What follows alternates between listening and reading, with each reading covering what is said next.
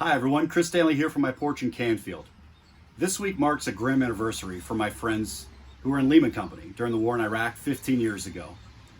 And there's an article I want you to read, and my friend Jason is quoted in it. I'll post it in the comments of this thread. But it reminded me to talk about something today that I had wanted to talk about for a long time. It's something that has always been important to me, and that is taking care of our veterans. So let me give you a little bit of background.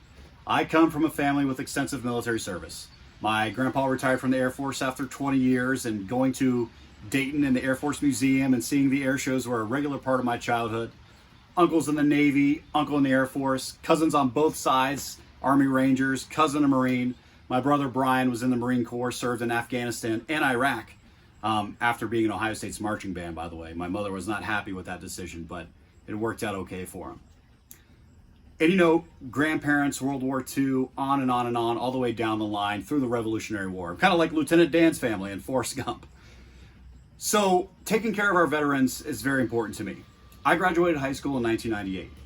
A lot of my friends joined the service afterwards because they wanted to serve the country, and you know that would give them opportunities after they got out after 4 years. And then of course the world changed on September 11, 2001, and they found themselves at war.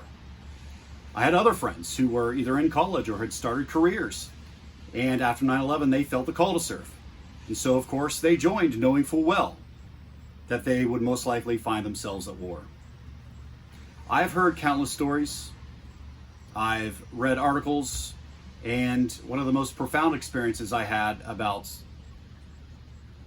learning what our men and women in service go through during war was a war journal that my friend Jason, who's quoted in the article I'll post, lent to me one time.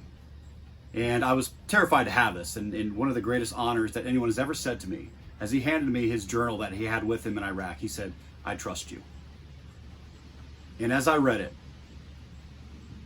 the pages were filled with such raw emotion, and it was one of the most profound things I've ever read.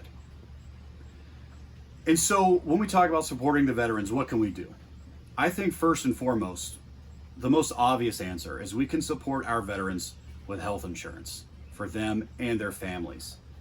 PTSD does not only affect the soldier, it affects the family as well. A veteran who has been through that and served our country should not have to worry about getting a job to maintain health insurance. I do not consider that an entitlement. I consider that to be a debt that is owed. I had a friend growing up in church. His name was Carl Cosson.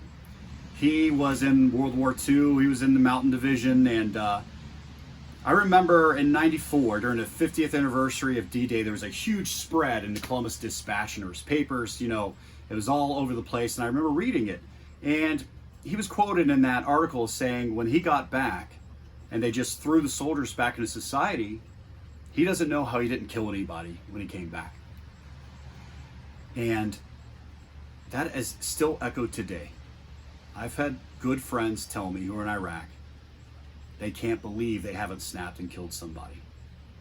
We have to take care of them. We owe that to them. Now listen, what else can we do? Of course, it doesn't just stop at insurance. I know there are programs for vet-owned businesses and housing, and of course, you know, you do have health insurance with the VA, of course. And you know, if we can give billions and trillions of dollars of tax credits and breaks and everything else to corporations, then surely we can invest in our veterans, right? Too often we support the troops and we ignore the vets. It's time that we change that here in Ohio. So, of course, insurance is just one idea. I want to hear from you, veterans. I want to hear from your families as well. I want to know, what do you need? What would be helpful? I want to know what are the good programs that we can perhaps build on, and where are the holes in needed services or incentives that we can fill in with productive policies.